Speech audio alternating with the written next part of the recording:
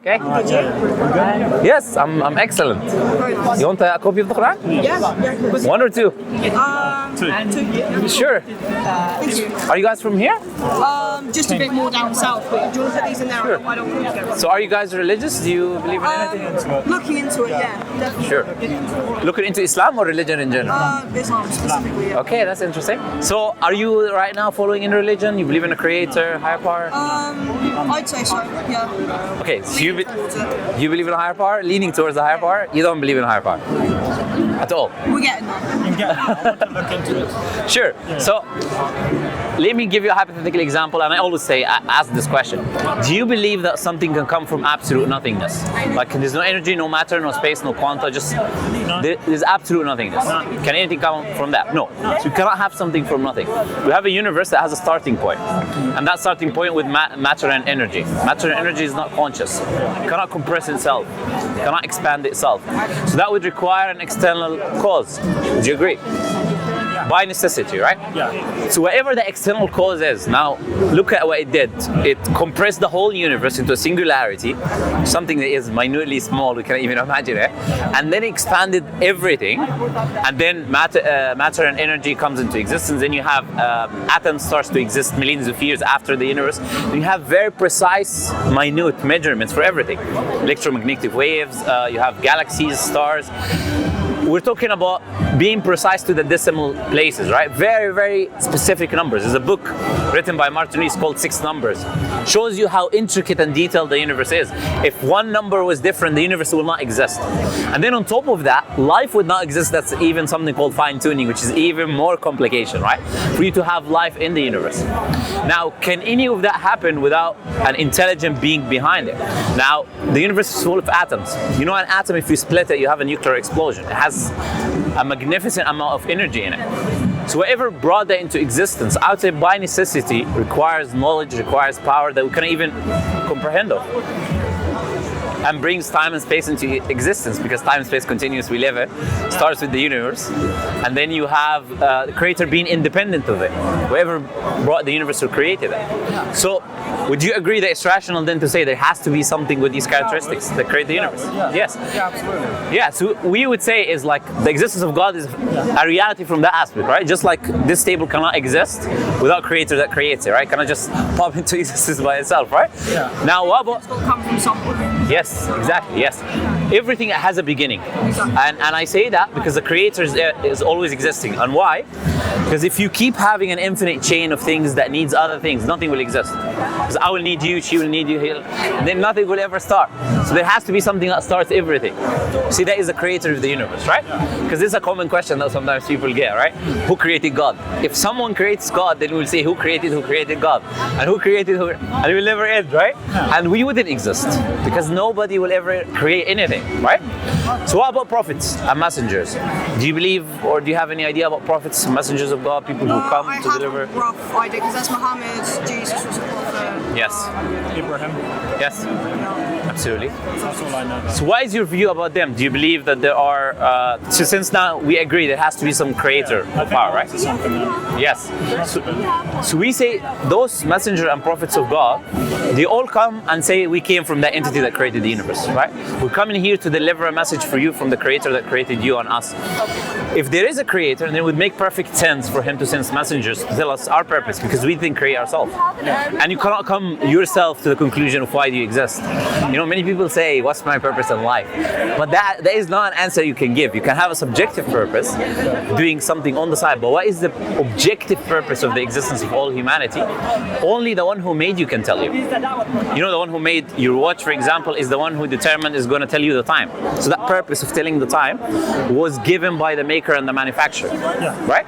So the one who ascribes purpose to things is the one who designs and makes these things and objects, okay? So we say those prophets and messengers come and tell us our purpose. Muslims believe the purpose in this life, in this existence, is to be tested. This life is a test. And that test is whether you will do good, right?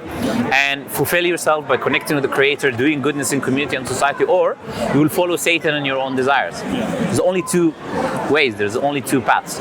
So for example, if you're living your life right now, not following a specific religion, how do you determine whether something is right or wrong? I used to use the law. You'd use what? Sorry? Law. Yeah. Which law? Oh, the law of the country. Yeah. So then, do you think morality then is relative? Do you think morality then is relative and is based on your country? So if you go, for example, to a country and law says, hypothetical example, right? Law says it existed in history that slavery is okay. Then does slavery then become okay, morally acceptable? If it was the law, no. So morality is not relative then. It's not based on the community, society, or the law. So how do you determine then? Because if you say no, based Try to on use my moral compass, I guess. excellent. So How would I want to be treated? That's all. okay, treat others as you want to be treated. That's a very common thing it's said, and that comes from a liberal principle, right? That is kind of a selfish principle as well. And there's many things that doesn't extend to other people. I'll give you a very graphic example, right? Bear with me. I take this graphic example. Yeah. So you have, for example, a brother and a sister want to have intercourse. They're not doing anything to others, right? They do get with themselves. You would agree that's wrong. It's terrible, but. That is, yeah. So, what would we use to come to the conclusion that this is wrong or incorrect? So the reason I ask you, because look, you can only have subjective or objective morality. If morality comes from within, then there is no morality. Because you think something subjectively right, I think something subjectively wrong. That thing itself is not neither here or wrong, neither right or wrong. It's just based on what we think in that moment. So there has to be an objective standard, criteria that me and you can come back to determine what is right or wrong. So we say, as Muslims, morality has to be objective. Objective means it's not based on my opinion, my subjective ideas and understanding, but it's based on God. Why? When you make something, you know everything about it. When they create objects, they give you manuals, right? This is what you should do, this is what you shouldn't do, operate it that way. Why? Because the maker, the creator, knows every detail about what he made. The creator knows everything about us. He knows us more than we know ourselves. He knows that which is good for us and he knows that which is bad for us to avoid. So morality then, it makes perfect sense to come from God, who's all wise, all knowing. And then whatever he tells you to do will reflect those perfect attributes of God. You agree that makes sense? So then we say, without revelation, you cannot really determine what is right or wrong objectively, or enforce it on others as well. Say to people, okay, this is wrong because God said it's wrong, right? It's not my personal opinion. And that's why you see societies are changing, shifting very, very much, especially in the West, right? What was wrong in some time, 50 years ago, 60 years ago, today is, you know, the right. It's everything where you should push and put. And why is it shifting and changing like that? Because there is no criteria, moral standard that people can go back to. In the past, it was religion, it's Christianity actually, but right now, today, liberalism is just based on what a person feels. It's mostly, don't harm anyone else, do to others as you like done to yourself. This is what is really been propagated in the Western society, but that's not enough really to know what is good or bad. And it doesn't have any connection with the creator, with God. It's just about the person. That's why I kind of called it selfish. I don't mean like, you know? No. Yeah, but it's just, you think about yourself, what makes you, how you feel. But you don't think about the community, and you don't think about God, which is very, very important, right? So this is the message of the Quran. You'll find guidance, the moral aspects of life, objective morality, and you'll find the answers to the question of what will happen to you when you die. Many people make assumptions, but you don't need an assumption if the creator who made the universe will tell you what will happen to you from the moment your soul leaves your body until what we say eternality, whether that is eternal bliss or eternal punishment based on how you live this life, right? So do you guys have any questions for me? Anything comes to mind about Islam that maybe you've heard that is like, you want to clarify? And you can ask anything, absolutely, like I don't get offended. Okay, sure. Oh, actually, can I be a Muslim if I've drank alcohol in the past? Yes, absolutely. So whatever in Islam, the Prophet It's Riva. yes, that's excellent. Yes. So if the minute a person becomes Muslim, every sin he did in the past is forgiven. Prophet told us Islam removes everything before it. Just like repentance removes that which is before it, becoming a Muslim would remove the sins that were there. That was before you became a Muslim, before you took that oath and accepted Islam and connected with God. There are many people who are living who've not come across the idea of Islam as well. And if they don't and die like this, they have a different test on the Day of Judgment. But God is not going to hold them accountable until they hear the message, they know the truth. And then once they accept Islam, then there is a clean new slate that you have basically with you and the Creator. and everything that you do. So don't worry about the past. Even some people have tattoos, they worry about tattoos. Even if it will remain on your body, if you've done it before Islam, then Islam doesn't require you to do We're anything clear to of it. them. We ain't got them. Okay. We're good. That's excellent. I think I saw one thing about wearing the hijab. Would it be okay to like slowly get there and like work your way up just because I'm not used to it like out? Yes. You know, the Prophet ﷺ, when he sent his companion Mu'adh, that was the name of his companion, he sent him to Yemen, right? A country called Yemen. There was people of the book there, Christians and Jews. He said to them, you're going to invite a people of the book to Islam. Let the first thing you call them to is to worship one God alone. That is the most important thing. And the Prophet said, if they agree, then tell them there's prayers. Then if they agree, then tell them they have to give charity. The gradualism that we talk about.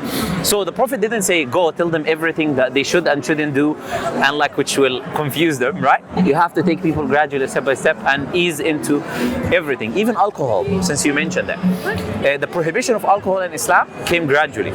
First, Allah revealed that there is benefits and harms in alcohol, but there is more harms than benefits. So the harms outweigh the benefits. So Allah is just letting them know, okay, there's more harm in this thing. Then the second thing, Allah said, do not come near the prayer when you're drunk until you know what you say. And you pray 5 times, so then it's difficult, right? You only can pray, probably drink in the night time, so there's restrictions now, right? Then in the end, Allah said, completely avoid it because it's the work of Satan, right? So it was a very gradual thing that took time because people were drinking it more than water.